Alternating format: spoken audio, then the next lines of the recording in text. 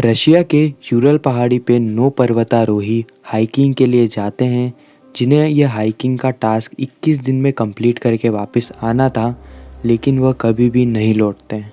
उन पर्वतारोहियों के साथ एक ऐसी घटना घटी जिसने पूरी दुनिया के होश उड़ा दिए।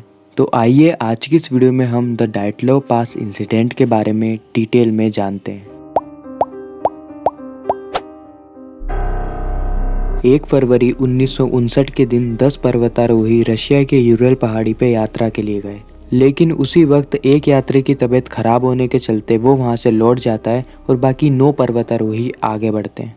इन 9 पर्वतारोहियों में से 3 इंजीनियर थे और बाकी कॉलेज के विद्यार्थी थे, जिसमें 2 लड़कियां और 7 लड़के शामिल थे। यह पर्वतारोही कोई नौसिखिए नहीं थे, बल्कि ये प्रोफेशनल हाइकर्स थे और इन्होंने इससे भी पहले कई सारी पर्वतें चढ़ी है और वहाँ पे बहुत से तूफानों का सामना भी किया है। लेकिन इन पर्वतारोहियों को ये बात नहीं पता थी कि ये यात्रा इनके जीवन की आखिरी यात्रा होगी। 2 फरवरी की रात को अचानक मौसम बदला और वहाँ पर तूफान आने लगा और तूफान से बचने के लिए इन पर्वतारोहियों ने वहाँ पर एक कैंप लगाया।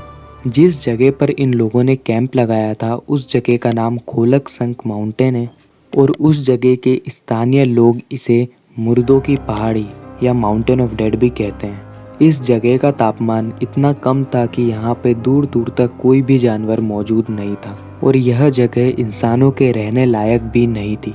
3 हफ्ते में इन्हें यह टास्क कंप्लीट करके वापस लौटना था, लेकिन जैसे ही समय पूरा हुआ और ये लोग वापस नहीं आए तो वहाँ की रेस्क्यू टीम हरकत में आई और इन पर्वतारोहियों की खोज में निकल गई। लगभग 15 दिन बाद रेस्क्यू टीम को इन पर्वतारोहियों द्वारा लगाया हुआ टेंट मिला और जब इस टेंट की जांच करी गई तो पता चला कि यह टेंट बाहर से नहीं बल्कि अंदर से पर्वतारोहियों द्वारा काटा गया था।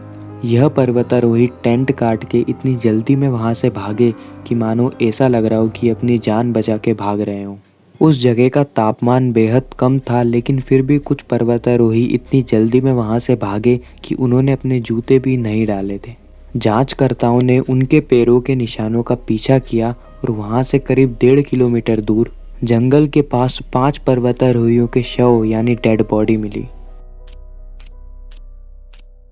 इसी की कुछ दूरी पर एक पेड़ के नीचे 4 शव और बरामद हुए, लेकिन ये 4 शव घटना के पूरे 2 महीने बाद बरामद हुए।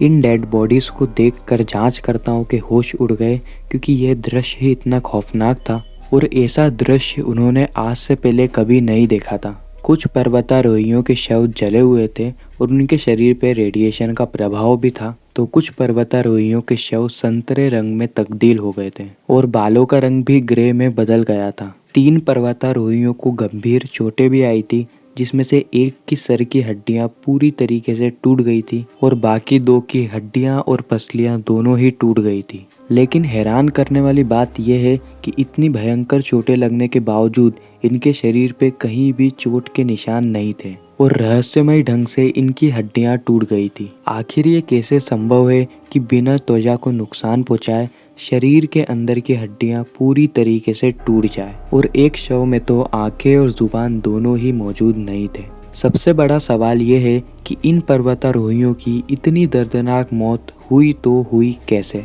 रशियन गवर्नमेंट पे इस केस को छुपाने के और दबाने के कई सारे इल्ज़ाम भी लगे हैं। रशियन गवर्नमेंट के जांचकर्ताओं द्वारा इस घटना के कुछ कारण बताए जाते हैं और वह कारण यह है, कुछ पर्वतारोहियों की हड्डियां तो टूट गई थी लेकिन उनके त्वचा पे कोई भी निशान नहीं थे। इस पर इनका कहना है कि वहाँ हिंसाकलन यानी एवलांच आया था। हिंसाकलन के कारण कुछ पर्वतारोही बर्फ के नीचे दब गए थे और बर्फ के दबाव के कारण उनकी हड्डियां तो टूट गई लेकिन उनके शरीर पे कोई भी निशान नहीं आए।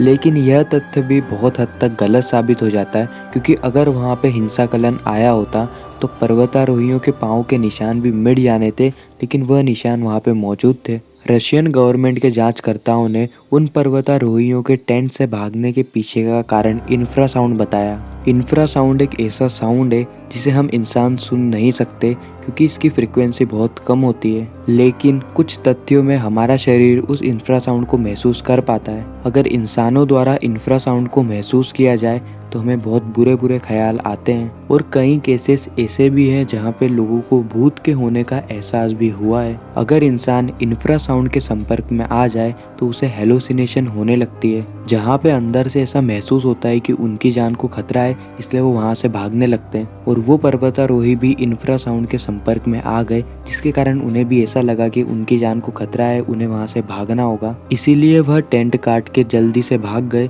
यह कहना है रशियन गवर्नमेंट के जांचकर्ताओं का। लेकिन इस केस के क्लोज होने के बाद कुछ जांचकर्ताओं ने आगे आके सबको यह बताया कि जब वह जांच कर रहे थे उस समय उन्होंने आसपास के निवासियों से कि जिस दिन ये हादसा हुआ उसी दिन उन लोगों ने आसमान में कुछ अजीब सी लाइट्स चमकते हुए देखी थी। और यही कहना है दूसरी तरफ के पर्वतारोहियों का। तो आखिर ये घटना किस तरफ इशारा दे रही है? क्या इन पर्वतारोहियों के मौत के पीछे कुछ सुपरनेचुरल पावर का हाथ है, या फिर इनका मर्डर हुआ है? जिस हालत में इन पर्वतारोहियों के शव मिले, ऐसी दर्दनाक मौत आखिर कौन इन्हें दे सकता है? कुछ लोगों का कहना ये भी है कि इन लोगों को हिम मानव यति ने मारा है, लेकिन यह तथ्य भी गलत साबित हो जाते हैं क्योंकि इनके अलावा और किसी के भी पाँव के निशान वहाँ पर मौजूद नहीं थे और हिम मानव को भी आज से पहले कहीं पर भी नहीं देखा गया है। हालांकि रशिया ने 2019 में इस इंसिडेंट के ऊपर वापस से इन्वेस्टिगेशन शुरू कर दी थी और इसके नतीजे जुलाई 2020 में बताए गए,